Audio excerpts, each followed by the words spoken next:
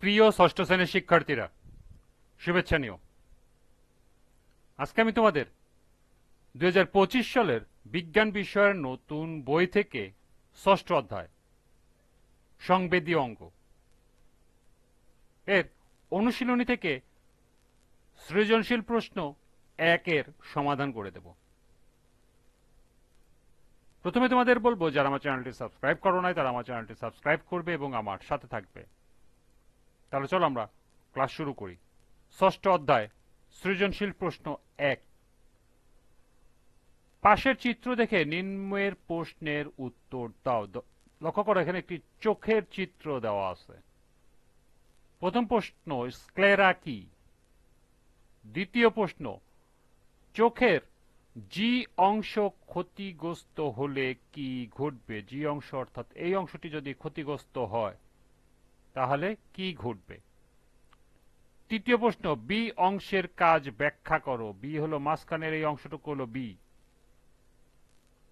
এবং সর্বশেষ অংশ, যে অংশ কিভাবে আমাদের দেখতে সাহায্য করে।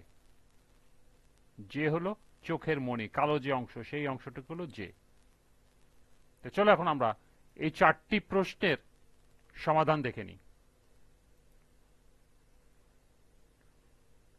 প্রথম প্রশ্ন ছিল, স্ক্লেরা কি?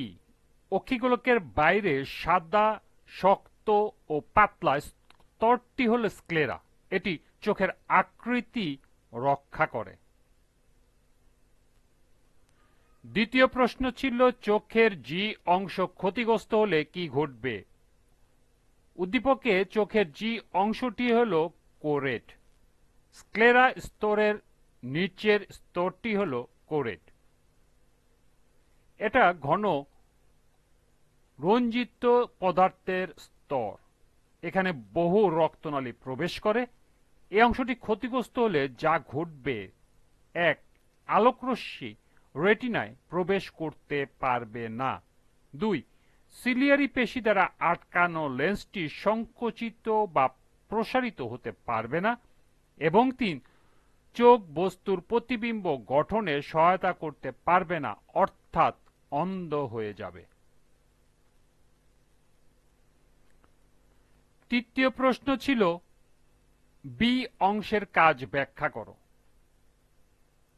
উদ্দীপকে বি অংশটি হল আইরিশ।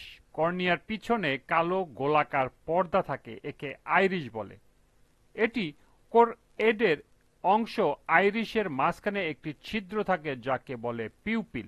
আইরিশ পেশি দিয়ে তৈরি। একে আমরা সাধারণত চোখের মনে বলে থাকি। আইরিশের কাজগুলো হলো লেন্সের উপর আপতিত আলোর পরিমাণ নিয়ন্ত্রণ করে, আইরিশের পেশিগুলো সংকুচিত ও প্রসারিত করতে সাহায্য করে, পেশি সংকোচন প্রসারণের ফলে পিউপিল ছোট বড় হতে সাহায্য করে, আলোকরশ্মি রেটিনায় প্রবেশ করতে সাহায্য করে।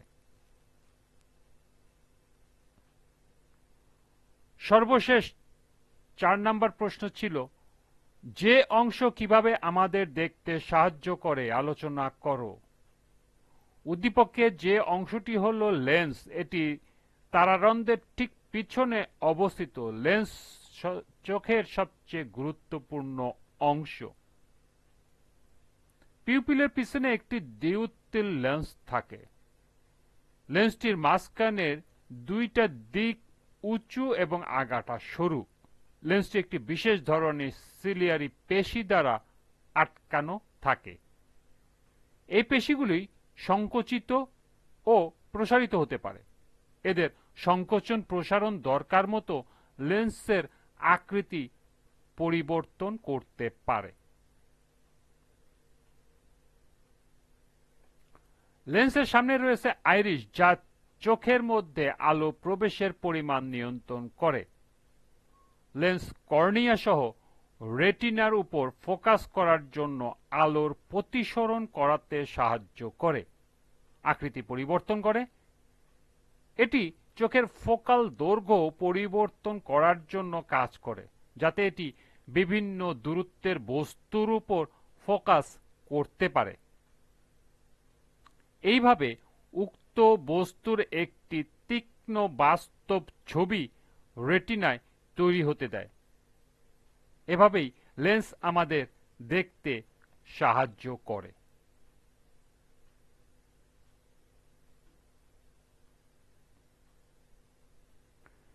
এই ছিল ১ নং সৃজনশীলের ৪টি প্রশ্নের সমাধান।